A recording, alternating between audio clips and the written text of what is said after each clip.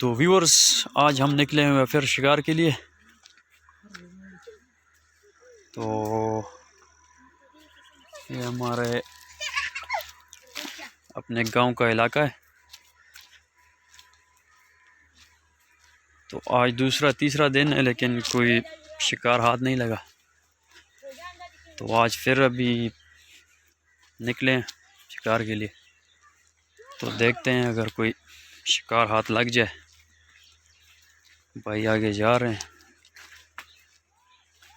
गेमो shadow 1000 range का gun है इसके पास।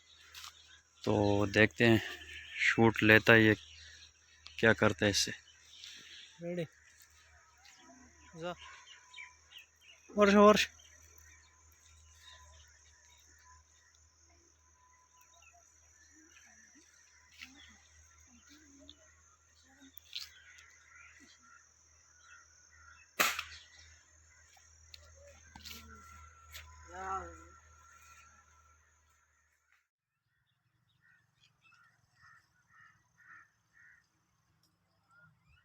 मिस्टेक लगा रहा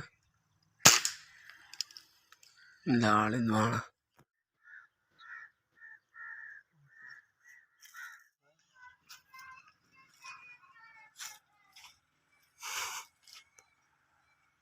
कोर और चले गए तो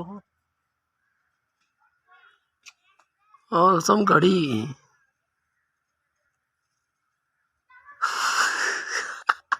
खाना